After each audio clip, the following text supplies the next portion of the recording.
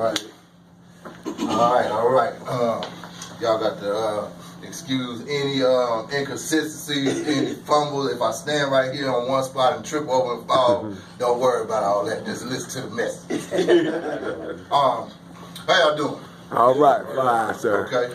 I like to tell people I'm doing super fantastic and mean it, right? Because today is a day that I have not just a chance, but another chance to see, think, do, and be whatever it is that I believe I can be in life. That's right. Right? I got any winners in this room? Yes, sir. Any winners? Yes, sir. That's right. Yes, sir. I like the sound. I like the sound. All right now. You know, because, yeah, for your information, you are all winners. Whether you feel like it or not. And the mere happening of your birth is proof of that. Mm-hmm. Do your research. That's right. Right? Come on with it. I'm Dorian Adams. I'm what a lot of people would look at me and just automatically assume that I'm a weightlifter. And they right. You know, that's how it started out. Right? I had one dude not too long ago say it looked like I towed diesel engines for a living. Right? But yeah, started out as a weightlifter. Now I'm known locally and around the world as an IFBB professional bodybuilder. An IFBB, if you didn't know, is just the term used for the federation that I'm in, where the best bodybuilders in the world, they all in that federation, and we compete against each other. When I get on stage, I'm up against the best of the best in the world, right? I'm gonna tell you a little, let you in a little secret. I wasn't always where I'm at right now. That's right. Right? I had to fight long and hard to get this far. You know, I had times where I had to hold on just and not let go of my dream, no matter what came my way. You know, I can remember times telling people about my dream to be a professional bodybuilder, and I could just see in the look in their eyes and in their body language that they could really care less, or that they didn't believe I was gonna make it, or that I even had what it took to get there. Right? At one point, I can remember, and Dwayne will be a testament to this too, I can remember I went to the hospital for 5 days. I went to the hospital because I had pain in my side. And they ended up keeping me for 5 days. What I ended up finding out in those 5 days was that I have stage 2 kidney disease. I have a bad liver and I have high blood pressure. They kept me in that hospital for 5 days running tests because they thought I had had a heart attack. Right?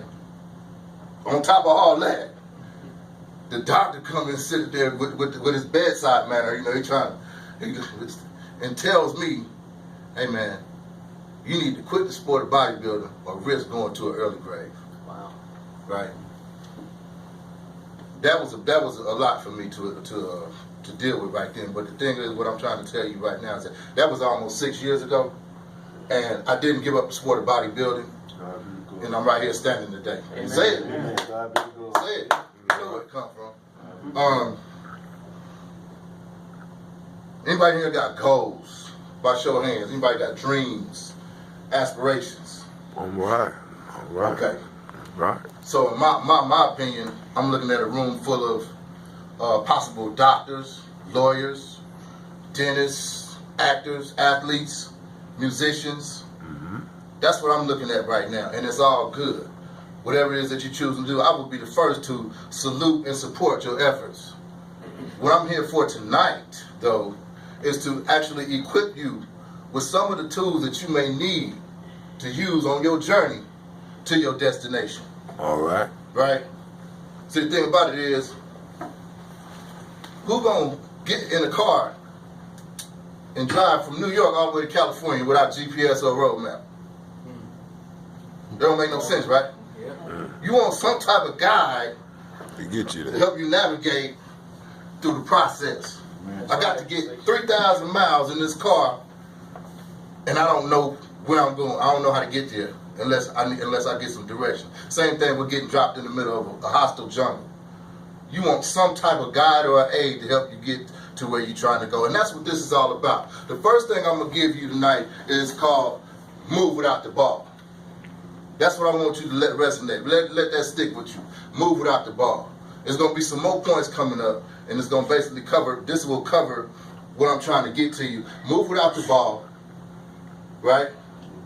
Preparation, position, and execution.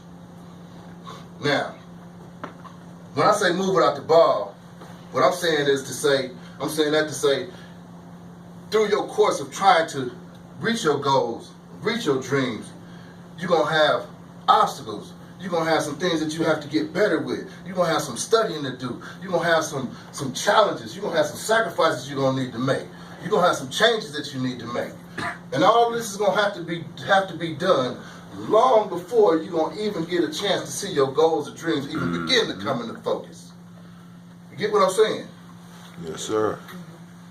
Anybody ever heard of a guy named Stephen Curry? Handful of rays, or roomful of rays up there. How about Blake Griffin? LeBron James? I don't even need to keep going. Y'all know where it's going, right? Those guys, NBA's finest right now. They're on top of their game. NBA elite. Thing about them, just like me, they wasn't always where they started. They wasn't always basketball superstars and sweethearts. Stephen Curry just became a sweetheart over the last 2 years.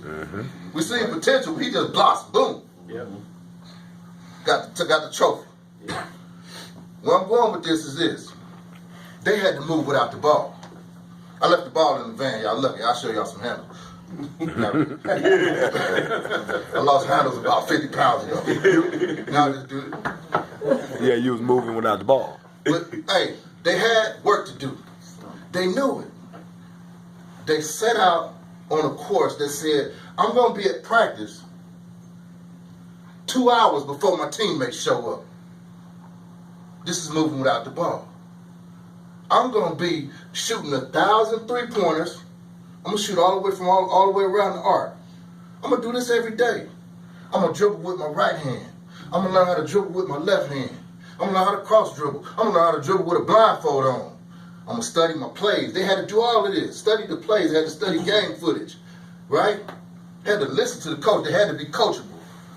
The coaches who you need to listen to, he the one came before you to show you the route and the ways of the game, how to get there. So the whole thing, I'm going to break it down to you now, is this. If you want to be a doctor, you got to learn what a doctor does.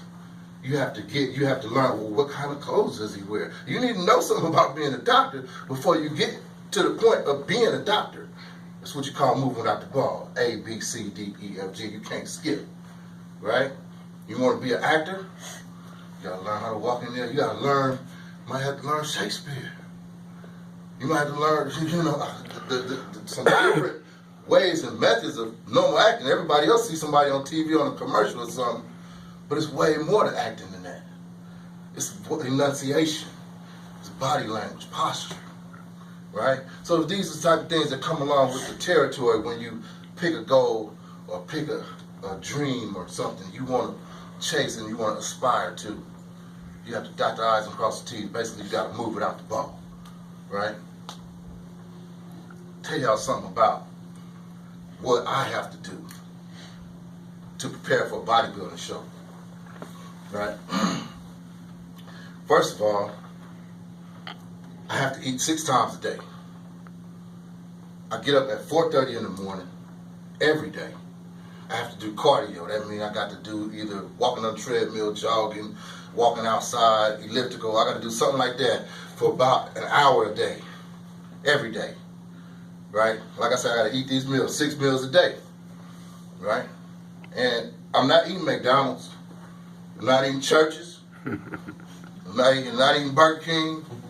I'm eating baked chicken breast, boneless skinless chicken breast, tilapia. Well, I eat a lot of tilapia. I eat fish, period. But you eat tilapia, you eat fish, you eat your ground beef, ground turkey, sweet potatoes, white potatoes, brown rice, white rice, right? These are the things, it's all clean food. Broccoli, asparagus, your greens, your kales, right? This is what I have to eat. And the thing is, I start doing this maybe 8 months before my showtime is coming. 8 months. I'm preparing. I'm moving without the ball. This is what I got to do, because you got guys that's going to be up there on that stage that did just as much as I did when I get there. So I don't even know who my nemesis is. I don't even know who my adversary is. When it comes time to stand next to this guy on stage, we both going to bring our best package. And I know if I leave out, if I don't dot this I, and if I don't cross this T, and I get there and he did it, I'm automatically out the game. Right? And I'll tell you, so in all that, I say,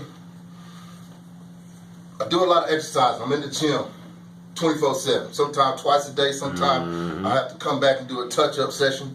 You know, got to get it done.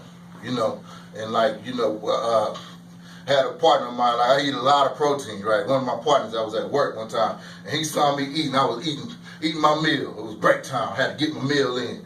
And he like, man, Big D, what you eating, man? What's going on? I said, man, he said, I know you got sweet potato over there, but what the other meat is you eat? I said, some chicken breast. He said, man, I got to learn to stay away from you while you eating that chicken breast. I said, why you say that? He said, cuz, man, you look like you mad at the world. You know, eating chicken breast like that. Right? And the thing was, right, when he said that to me, I was in my zone. I was doing my coach said. My coach said I got to eat this. I don't care if I can't cook. I'm gonna cook it how I can cook it. And I'm gonna come in here and eat it when I gotta eat it. That's I'm following the program. But the thing is, it was actually nasty. Like, you know? So I had to eat it. But so that's what you have in that process. You gotta go through stuff like that, you know, for me. And thing about it, I'm gonna tell y'all something funny. Like I said, I eat a lot of protein. Don't even laugh yet. I was at the house one time, getting ready for a show. I had about 2 weeks left. So I'm just really drained. I'm doing these long, hard workouts, a lot of reps, a lot of sets. You know, just trying to get it done. Trying to do the finishing touches on this program. I had been training for months and months, and I come in the house, I'm exhausted. I just got through working out. I just did like, boom, land on my bed. And I got a cat. Now, y'all didn't know, y'all probably didn't. I got a cat, Dwayne know. But the cat was in the house somewhere. And I wasn't tripping on the cat, I just was asleep. Went to sleep. And I woke up, and the cat was laying right next to me. I was like, what's up? I said, man. I said, cat, you need to go somewhere, because whatever you doing out that door ain't good, man. It got you stinking. You know? And so I turn on over, you know. I know the cat ain't paying me no attention. You know, he just laying there trying to be next to his owner. So I turned over and everything like that, and next thing you know, I'm back, dozed off. But I went to a light sleep. And so after about 5 minutes or so, I passed wind and it kind of woke me up. Right? and so I woke up and I looked at the cat and I said, that smell like the same one you just let out. So anyway, like I say, attribute all that to the protein, man. You know, that's right. I didn't realize it at the time, but that's what was going on. That's right. So anyway, listen to a quick story. Let's move on. Okay, guys, I just want to say this to you, man. Your goals and dreams are not to be taken lightly, right? First of all, they are yours. They are your goals and dreams. And you're only going to get out of them what you put in, right? And along with what you're getting out of them comes a lot of dedication, a lot of work, and a lot of persistence. You got to be persistent. You got to grind on that thing. Let's see. There's something called the ugly stage. Ugly phase, ugly stage, however you want to look at it. And I got to tell y'all about this because it comes with anything you do. The ugly phase. And the ugly phase is simply when you have something you're trying to do and it's not quite where you want it to be. It's the beginning of like what you envisioned it to be. What you saw it look like in the magazine when this guy was riding that drop top Mercedes and his hair was flowing in the wind and he didn't look like he had a care in the world. You want that what you sitting there fixing on your Chevy every time, right? I mean, it's the ugly stage. It ain't developed yet. See, some examples of the ugly phase is, I know some of y'all probably been through this. I have. When I was trying to grow my hair long, I had an ugly phase because it started out, I had a bald head, I had to brush, put some grease on it, brush, right? So now it was getting longer, it was growing, but it was really the ugly phase because it ain't nowhere near long and flowing like I wanted it to be. You trying to grow dreads, right? Okay, the ugly phase. I ain't trying to brag on you, but when it be like this, or like this, that's the ugly phase because you want it to be, right? You want it to stretch on out so you have them locks, flowing locks, and be walking around, looking like a guru or something. Right? Watch out now, boy. That's the ugly phase. You know what I mean? Everybody go through it. But if you don't go through that ugly phase, you won't be able to see the fruits of your labor. Mm-hmm. If you don't nurture it, if you don't twist, just sitting there doing nothing. Video game with one hand, twist, right? You won't never see the end result, what you're looking for. My girlfriend, she has these long, pretty nails. And women always walk up and ask her, she get glitter on them, she get names, she get colors, neon, bright, sparkles, she get all this stuff on them. And they always pretty. Women always say, hey, how you get your nails so long? And some of them say, I can't get mine that long because I work and they don't let me grow them that long. And some say, mine's chip off and they break. And she just say, well, I just take care of them, take a lot of trips to the nail shop and, and of course I'm the one paying for it, so she don't mind going. But, that's what she's the ugly phase. If people can't get those long flowing nails, if they impatient, if they got to be in a rush, you know what I mean? It's always going to be something that's going to hold you up, going to stop your process, right? So, like I said, a little bit about moving without the ball. We're going to get back to that for a second. It's a basketball term. It's a term that I've heard coaches on the sideline trying to get the players and get them to move, because like the point guard bringing the ball down, he coming. He want everybody to set up. He wants you to get in position. Remember, once again, I said preparation, position, and execution. So when this point guard is coming down with the ball, he wants the other players to get in the position. He wants you to be in the best position. If you qualify to make the three, he wants you where you can make a three. He wants you to shake your man free up. He gonna dish it to you, right? Okay, bam. You good with the inside game. So when you post your man up and throw your hand up, here come the ball. This is what you call moving without the ball, because you done got there and you ready. You're in position. You prepared, and now you're in position to get the ball. The ball is the opportunity, right? So you done move without the ball, got into position, you get the opportunity, now you got to execute, right? Tell you a quick story. Anybody ever heard of a bird called an albatross? A seabird. The albatross, fully grown, can grow wings of have up to an 11-foot wingspan. He's about 22 pounds, right? The albatross has been known to fly up to 10,000 miles in flight without touching the ground, right? It's said that he can fly thousands of those miles without even a flap of his wing, right? And you sitting there thinking like, how can this bird do that? I mean, to me, when I realized, when I found it, I was like, man, that's deep, right? Because my human butt, I know I ain't gonna get off the ground and do none of all that, right? And so the whole thing that I'm trying to say to you is that when you look at this bird, right, you can say, okay, yeah, the bird can fly this far and this and that. But when you look at the baby bird, you're looking at him like, man, a little ugly thing, and he fuzzy and he ain't developed. His wings ain't developed. He ain't got no feathers.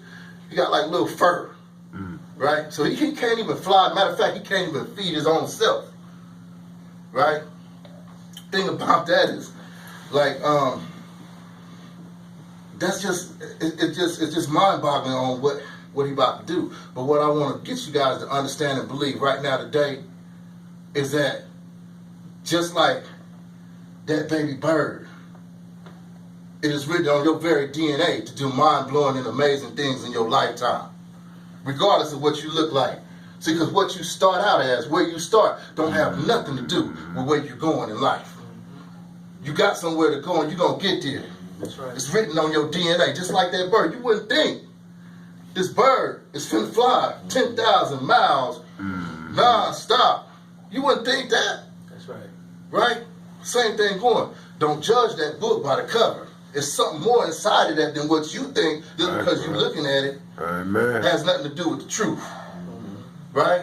So in summary, what I want to tell you guys is this. Go back to the basketball analogy. Move without the ball, okay?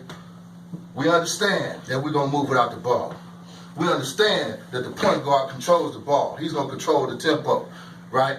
Now, who is the other guys on your team? It's 5 guys on the team. You got the point guard, you got 4 more guys. Those 4 other guys, one is you. You need to always be moving out without the ball and trying to get in position. The best position for you on the court of life, right? So when you get an opportunity, when the ball comes to you, you can execute and make the shot. This is what moving without the ball is all about. The guys on your team, them other 3 guys, those are the guys that's most in your favor in life. Those are the guys that's really down for you. Those are the guys that's really gonna support your goals and dreams. So when you get on the court and you identify who those guys are, you ready to play ball. You ready to play ball. Not your fake friends, not the ones like I had that when I got so involved in what they was doing, bodybuilding got put on the back burner for years, right? Because I fell so far in love with what they was doing, I fell out of love with what I was doing, and ended up forgetting about my own self. Those wasn't my friends, those was somebody I wanted to accept me and I wanted to hang with. All right. Getting back to the truth, I got with myself and ended up being a professional bodybuilder. Go figure. So once again, like I said, you move without the ball. You prepare, you get in position, you execute. Thing about it, we talked about this. It ain't gonna always be pretty. It might even get a little bit funky, like with that protein. See, that's something that I have to go through. It might get funky up in the building for you to get where you're going. You might have to struggle a little bit. You might have to go, it might get ugly, because you got to go through that ugly phase. But best believe, when you keep preparing and you keep grinding and you get in position, you're going to get a possession and you're going to score because you're going to be ready, prepared, and you're going to execute. Done deal. That's right.